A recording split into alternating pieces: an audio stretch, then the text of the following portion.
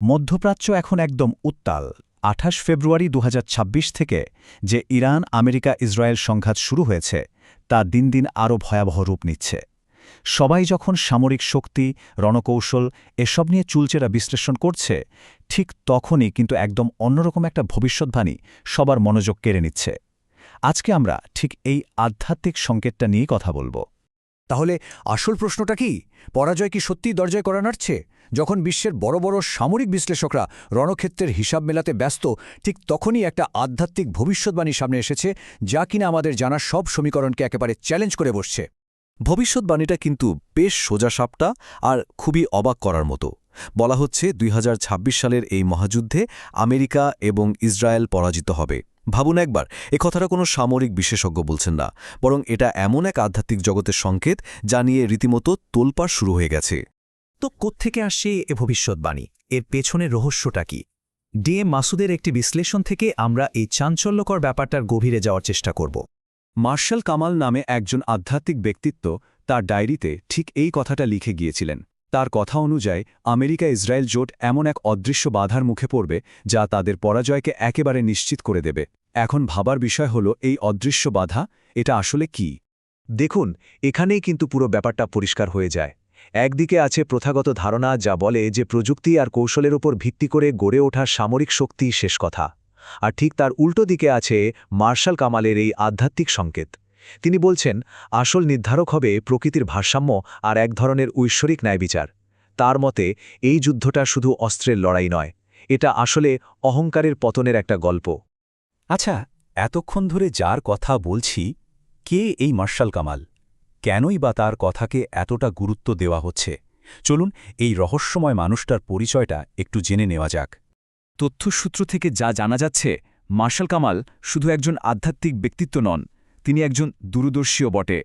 তার দেওয়া ভবিষ্যদ্বাণীগুলো প্রায় সময়ই গতানুগতিক ধূরাজনীতিক বিশ্লেষণকে বড়সড় একটা ধাক্কা দেয় এবং আমাদের নতুন করে ভাবতে শেখায়। তার দর্শনের একেবারে কেন্দ্রে রয়েছে একটা খুব সাধারণ কিন্তু শক্তিশালী বিশ্বাস, আর তা হল, যখনই কোনো শক্তি তার অহংকারের কারণে সীমা ছাড়িয়ে যায়, তখন তার পতন অনিবার্য হয়ে ওঠে। তার মতে প্রকৃতি বা ঐশ্বরিক শক্তি নিজেই সেই ভারসাম্যটা আবার ফিরিয়ে আনে। এখন কথা হচ্ছে, মার্শাল কামালের এই কথাটা হঠাৎ করে কেন এত গুরুত্ব পাচ্ছে? কারণ বলা হচ্ছে, অতীতেও তার কিছু কথা নাকি ফলে গিয়েছিল। কি ছিল সেই সংকেতগুলো? সূত্র অনুযায়ী বাংলাদেশের রাজনীতিতে শেখ হাসিনার ক্ষমতার পতন, আবার অন্যদিকে বিশ্ব রাজনীতিতে ডোনাল্ড ট্রাম্পের মতো ব্যক্তিত্বের উত্থান, এই দুটো বড় ঘটনার কথাই নাকি তিনি আগে থেকে বলেছিলেন।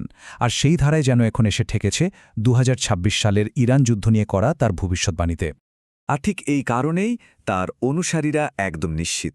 তাদের মতে, যেহেতু আগের সংকেতগুলো মিলে গেছে, তাই ইরান যুদ্ধ নিয়ে করা তার এই ভবিষ্যদ্বাণীও সত্যি হবে। এটা নাকি সেই একই আধ্যাত্মিক ধারারই একটা অংশ। তাহলে আসল কারণটা কি? কেন মনে করা হচ্ছে যে আমেরিকা আর ইসরায়েলের পতন হবেই? চলুন এর পেছনের যুক্তিগুলো একটু এক এক করে দেখে নেওয়া যাক। সূত্র অনুযায়ী এই পতনের কারণগুলো একটা চেনের মতো কাজ করবে। শুরুটা হবে ট্রাম্প প্রশাসনের আগ্রাসী নীতি দিয়ে, যা কিনা অহংকারের একটা চূড়ান্ত উদাহরণ। এরপর আসবে ইরানের দিক থেকে অপ্রত্যাশিত প্রতিরোধ। তাদের ভেতরের একতা আর পাল্টা আক্রমণ সব হিসাব নিকাশকে একদম ঘেঁটে দেবে। আর তৃতীয় ধাপে দেখা যাবে সেই অদৃশ্য বাধা। হতে পারে সেটা কোনো বড় ধরনের প্রযুক্তিগত বিপর্যয়, যা তাদের সামরিক শ্রেষ্ঠত্বকে প্রশ্নের মুখে ফেলবে, অথবা এমন কোনো কৌশলগত ভুল যা যুদ্ধের মড়ি ঘুরিয়ে দেবে। এবং সবশেষে এই দীর্ঘস্থায়ী যুদ্ধ আমেরিকা ও ইসরায়েলের ভেতরেই জন্ম দেবে চরম বিভেদ আর বিশৃঙ্খলার, যা তাদের শক্তিকে ভেতর থেকে একেবারে শেষ করে দেবে আর অহংকারের পতনকে নিশ্চিত করবে। আচ্ছা, ধরে নিলাম এই ভবিষ্যদ্বাণী সত্যি হল। তাহলে যুদ্ধের পরে কি হবে? এই সংঘাত বিশ্বকে কোন দিকে নিয়ে যাবে? সূত্র কিন্তু বলছে এটা এক নতুন বিশ্বব্যবস্থার জন্ম দেবে। এই বিশ্লেষণের শেষ কথা হল, এই যুদ্ধটা শুধু কোনো দেশের হারজিতের মধ্যে সীমাবদ্ধ থাকবে না। এর প্রভাব হবে এতটাই গভীর যে তা পুরো মধ্যপ্রাচ্যের রাজনৈতিক মানচিত্রটাই আমূল বদলে দেবে। ক্ষমতার ভারসাম্যটাই নতুন করে তৈরি হবে। কেমন হবে সেই নতুন বিশ্ব? বলা হচ্ছে, সেখানে আমেরিকা বা ইসরায়েলের মতো শক্তির অহংকার ভেঙে চুরমার হয়ে যাবে। শক্তির বদলে ন্যায় বিচারকেই বড় করে দেখা হবে। সূত্র বলছে বিশ্ব যেন এক নতুন ভোরের জন্য অপেক্ষা করছে, যেখানে অহংকার নয়, মানবিকতার জয় হবে। তো সব আলোচনার শেষে আমরা আবার সেই মূল প্রশ্নটাতেই ফিরে আসি, যা দিয়েই আমাদের আজকের আলোচনা শুরু হয়েছিল।